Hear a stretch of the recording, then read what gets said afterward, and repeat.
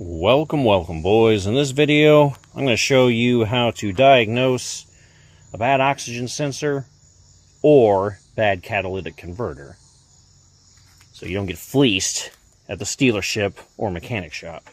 So currently we have a code that says, well, ignore this evap, I don't know what that is, but this one's the one we want to pay attention to, the P0420, catalyst system efficiency below threshold, bank 1.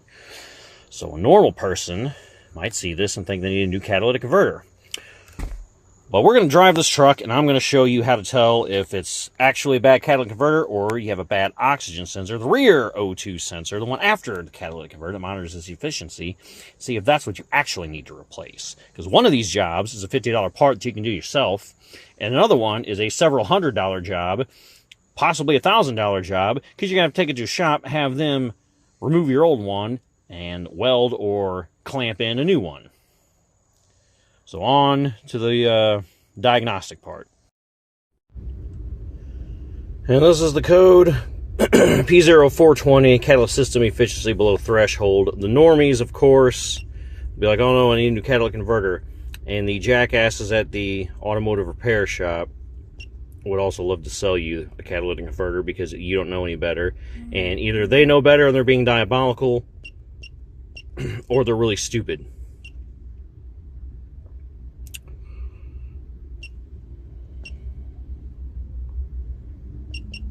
But I'm going to show you why you just need to replace the rear oxygen sensor, rear O2 sensor, rear air fuel meter, whatever they're calling them these days.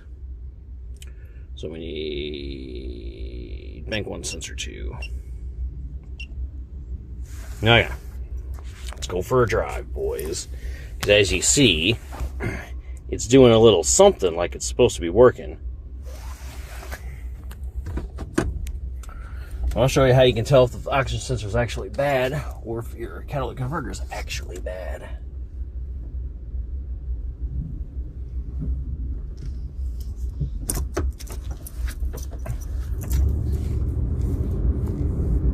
Some of that was some idling now that I'm driving. As you give it throttle and coast along or accelerate or whatever, that should be going up and down and up and down and up and down. Voltage should be changing. If the voltage stays a little too high, or it might be a little too low, I don't actually recall which it is, but if it's stuck in one particular area, that would indicate that you do in fact have a bad catalytic converter. Like it's moving up and down, but not that much up and down. It's kind of staying in one spot. Like we'll say on the high end, it'd be like between 0.6 and 0.8, and never going like below that. And then it would be a plugged up catalytic converter or one that just doesn't work anymore. However, we can see that this is working. But what you're going to see here is there's going to be a spot where it just flatlines, much like your EKG machine, where it's got a heartbeats going up, down, and then when you unplug it or the guy dies, it just flattens off. That's what's actually happening with this one. Occasionally, as I drive, it just stops sending data to the computer, which indicates the sensor is bad, is going out, and that's why it needs replaced. But a lot of mechanics don't do that much diagnosis. They'll just plug it in, see, oh, the reason your check engine light's on is your catalyst system efficiency is below threshold. What does that mean? Your catalytic converter is not very efficient. Oh, you need a new one, $1,200, when you really just need like a $50 oxygen sensor. So I'm gonna keep driving here. I'll probably either speed it up or cut it, so you can see when it finally flatlines. Okay, I've decided what I'm actually going to do is just let this play, but I'm going to do a voiceover. So, you may also want to check what this oxygen sensor is doing in relation to the front. Essentially, the front is going to bounce very consistently up, down, up, down, up, down. What you don't want to see is the rear oxygen sensor either sitting in one place, flatlining voltage, or mirroring the front O2 sensor. If it's mirroring it, your catalytic converter's bad.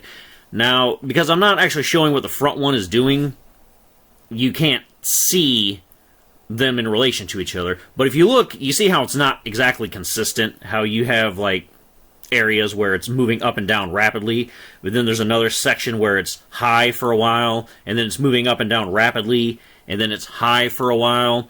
That's actually good. So that means that the catalytic converter itself is working, more or less, as is the rear oxygen sensor, because it is sending us data. So if I am to summarize this, you don't want the rear O2 sensor to be mirroring the front. That is bad catalytic converter. If you get a flatline reading, you have a bad oxygen sensor at the very least. You may also have a bad catalytic converter, but we don't know that yet because it's not measuring and monitoring anything. But this one, as you can see, is moving, and it is somewhat steady in comparison to what the front one would be. So it is working. And so just right off the bat, we can see, well, that means that we don't have a bad catalytic converter because it's not mirroring what the front one would be doing. But, you know, I'm getting the code, so what's the deal? Well, you'll see here in a second what the issue is, because it's going to just stop sending data. But for right now, especially right here where you see that trace, it's moving up and down very consistently and staying up at the top, that means the catalytic converter is working. It's working perfectly fine. There's nothing wrong with it. But I'm going to cut the voice over here because you're going to see what happens momentarily. Right there. See how it went from it was working, it was on the high side like it's supposed to be, and then all of a sudden now it's flatline, it's not doing anything. Look at the voltage. It's not doing anything. And so that is not an indication your catalytic converter is bad. It's an indication your oxygen sensor is bad. So don't let some mechanic, just because you have a P0420 code, tell you need a new catalytic converter. Actually do this diagnostics for yourself. Drive the vehicle after it's warmed up, and the oxygen sensor is going to be actually reporting its readings.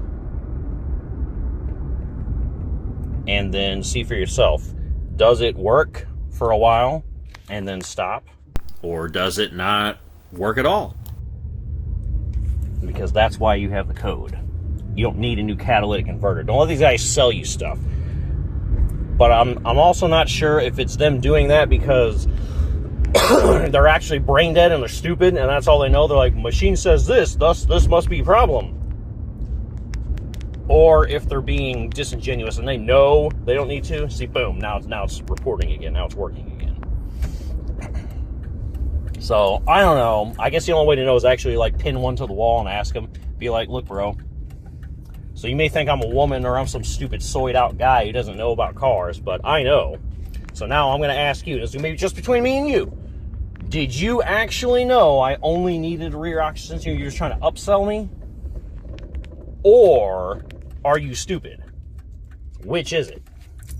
And you got to, one of these days, boys, we need to find some of these mechanics and just pin them to the wall. Pin them and force them against their will to tell us the truth. Are they stupid? Or do they know better?